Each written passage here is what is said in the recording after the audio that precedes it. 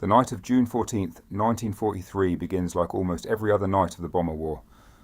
Somewhere over the Ruhr Valley, a formation of Lancaster heavy bombers, nearly 200 of them, is grinding its way east through the darkness towards Oberhausen at roughly 4 miles a minute.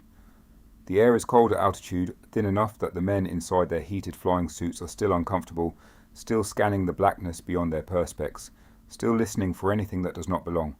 And somewhere out there in that same darkness, turning and climbing and probing with invisible fingers of radio energy, a Messerschmitt B F110 is hunting them. Its pilot knows exactly where to look because his aircraft carries a device the British have long feared and only partially understood. The FUG 202 Liechtenstein radar, a forest of ungainly aerials bolted to the nose of the aircraft, capable of reaching into the dark and finding a bomber at a distance of nearly 3 kilometers. The German night fighter arm has used this system with devastating effect. Hundreds of British aircrew have perished because of it. Tonight, however, something is different. Tonight, one of the Bristol bow fighters flying alongside the bomber stream carries a device of its own, and before the night is finished, it will have used the Germans' own radar transmissions to find them, stalk them, and pull the trigger. That device is Serrate, and the story of how it came to exist and what it ultimately achieved is one of the most elegant acts of technological reversal in the entire history of the air war. To understand why Serrate mattered, it is necessary to understand the catastrophe that made it necessary. By 1943, RAF Bomber Command was locked into a strategic bombing campaign against industrial Germany that was costing it at a rate which, if sustained, would eventually consume the entire force. The aircraft losses on individual raids regularly exceeded 5%. Across the whole campaign from November 1943 to March 1944 alone, over 1,000 bombers were destroyed. More than 1,000 aircraft, each carrying 7 men. Of all the various mechanisms by which German defences claimed those aeroplanes, the single most lethal was the radar-guided night fighter. Estimates suggest that of the roughly 8,000 Bomber Command aircraft lost on night operations during the entire war, approximately 5,800 fell to Luftwaffe night fighters. That is not a statistic, that is tens of thousands of men. The system responsible for this carnage was organised by one of the Luftwaffe's most capable minds, General Major Josef Kammhuber, who had built what became known informally among RAF planners as the Kammhuber Line, a belt of interlocking radar zones stretching from Denmark down through the Low Countries and into France.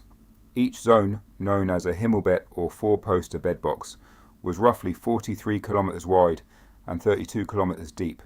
Inside each box, 2 Würzburg ground radars tracked targets, one following the incoming bomber, one controlling the night fighter, whilst a controller on the ground radioed steering instructions directly to the pilot. The night fighter, equipped with its airborne Liechtenstein radar, would be guided to within about 3 kilometers of the bomber, at which point it could acquire its target independently and close in for the kill. The system was methodical, cold, and extraordinarily effective. Bomber Command could saturate it by concentrating hundreds of aircraft through a narrow corridor in a short window of time, and this tactic did reduce losses in individual boxes.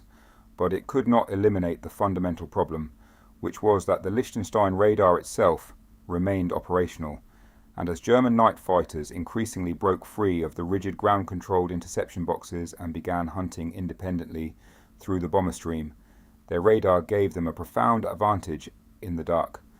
The British had known about Liechtenstein for some time, largely through signals intelligence gathered by specialist aircraft flying along the German coast and picking up radar emissions.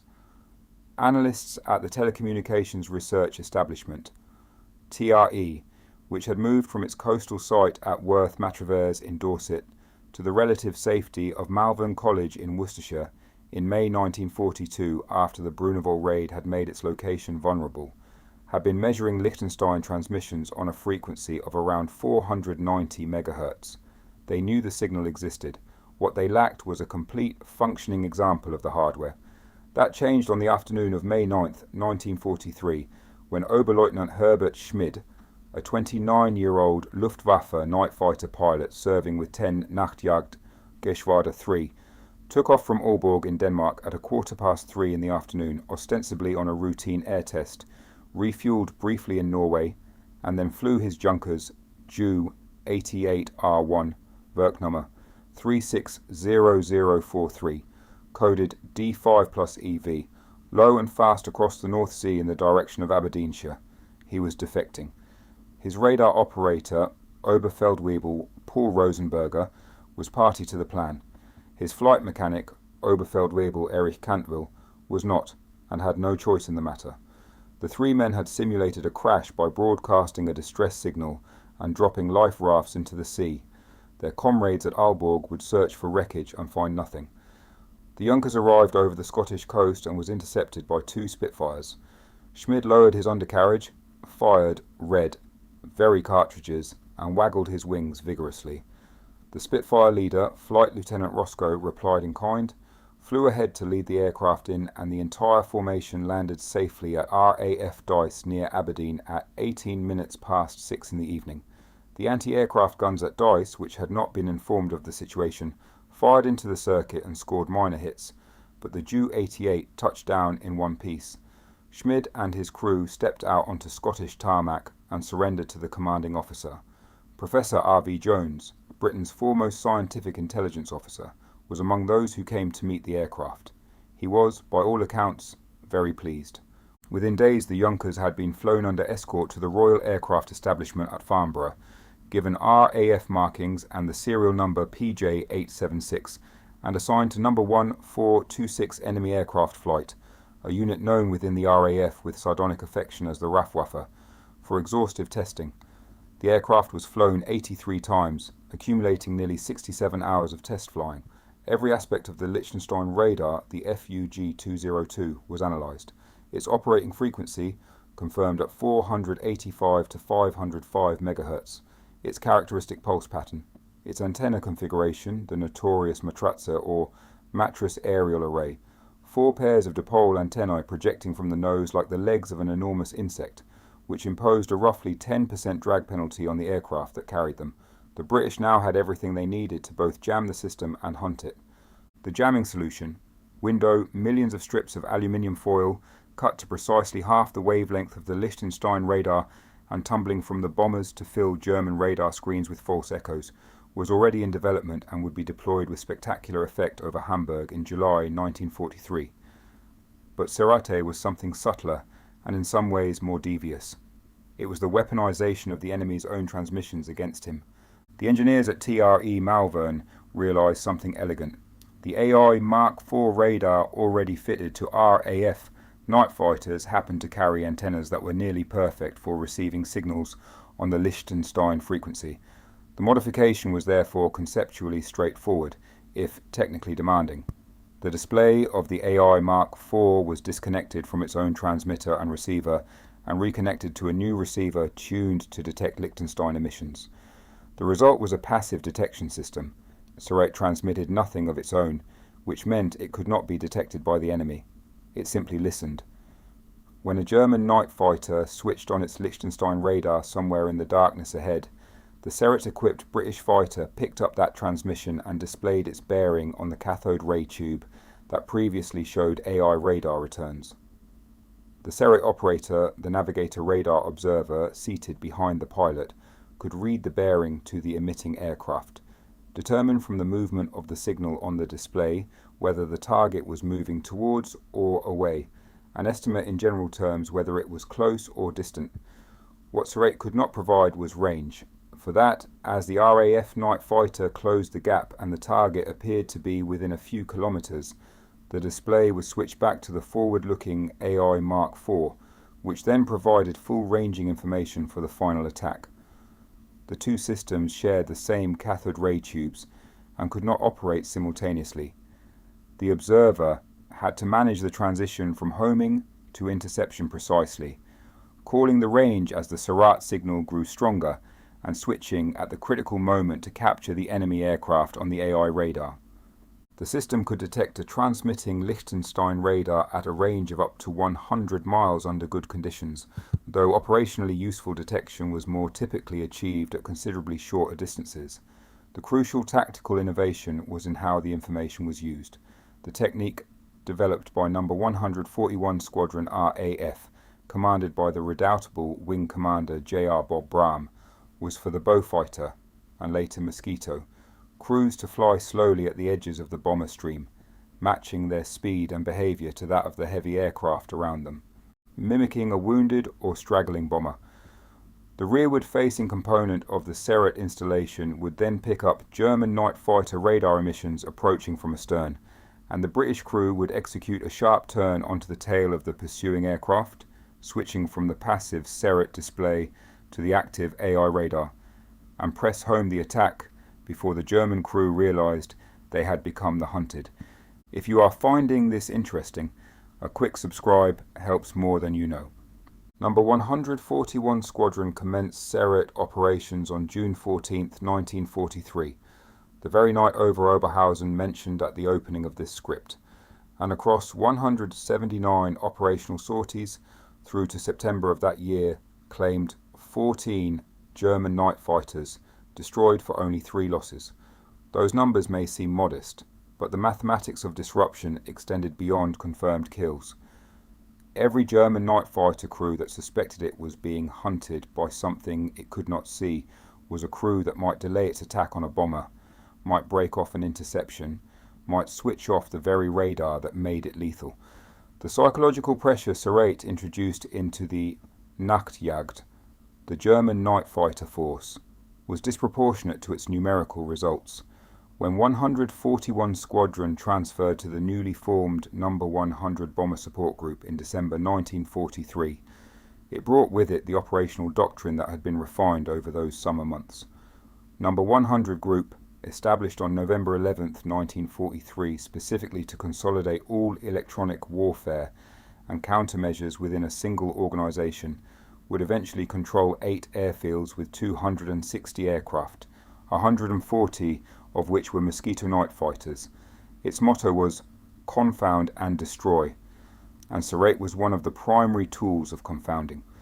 The Germans, of course, were not passive. They had been working on the Liechtenstein's successor before Seret even entered service, developing the FUG 220SN2, which operated on a lower frequency, around 90 MHz, that the original Seret could not detect. By late 1943 and into 1944, the Luftwaffe was steadily transitioning to SN2, and the effectiveness of the original Seret installation diminished accordingly. Newer marks of Seret were developed and fitted to the faster Mosquitoes of 100 Group, attempting to cover additional frequency bands, but these later versions never quite matched the elegant simplicity of the original. The Germans had effectively changed the lock. The British had to find a new key. They found it in Perfectos, a different system entirely, which interrogated the German OEFF identification, friend or foe, transponders, and provoked an automatic response that gave both bearing and, crucially, range. Perfectos created its own crisis within the Luftwaffe, when night fighter crews were ordered to switch off their IFF to prevent tracking, which in turn led to German flak units firing on their own aircraft returning to base. The chain of consequence that Seret had initiated, turning the enemy's electronic emissions against him, continued to ripple through German night fighter operations until the end of the war.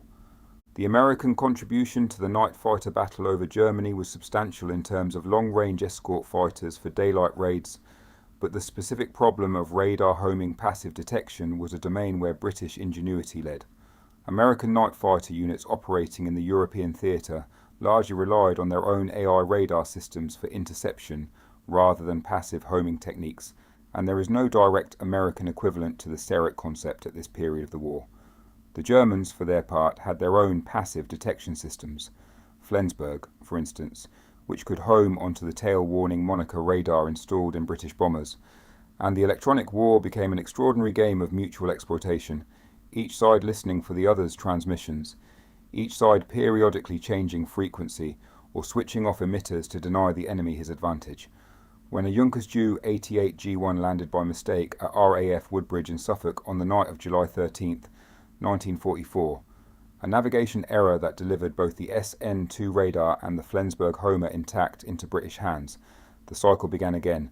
New intelligence, new countermeasures, new frequencies. The Flensburg discovery immediately led Bomber Command to order the removal of Monica from its aircraft, since Monica had been killing the very crews it was supposed to protect. The legacy of Seret sits at the foundation of a tradition, the concept of using an enemy's radar transmissions as a homing beacon, of turning the act of searching into an act of betrayal, did not end with the Second World War. It became a cornerstone of electronic warfare doctrine that shaped the development of suppression of enemy air defences in every conflict that followed. The mosquitoes of No. 100 Group, hunting through the darkness above Germany on the strength of a passive receiver and a clever repurposing of existing hardware, were doing in 1943 what stealth-penetrating aircraft and anti-radiation missiles have been doing ever since, making the enemy's own sensors into the instruments of his destruction. The Junkers Ju-88 that Oberleutnant Herbert Schmid landed at Dice on that May afternoon in 1943, Werk number 360043, survived the war. It passed through various RAF storage facilities and was eventually restored at RAF St Athan before being transferred to the RAF Museum. It is today on display at RAF Museum Cosford in Shropshire, the only intact surviving example of the type, its Matratze antenna array still projecting from the nose, a relic of the system that killed so many British airmen and ultimately provided the British with the means to begin hunting its operators. The men of 141 Squadron, who flew those first Serrate missions in the summer of 1943, climbing away from English airfields into the same dark that was killing their bomber command comrades, flying deliberately close to the stream to attract the attention of night fighters that outgunned them in many respects, trusting an operator bent over a glowing cathode ray tube to read an invisible signal and call the turn at precisely the right moment. We're doing something that required not just courage but a very particular kind of faith in science. The idea was almost offensively simple. The Germans were shouting their position into the dark every time they switched on their radar. The British had built something that could hear the shout, fix the direction, and send a mosquito to answer.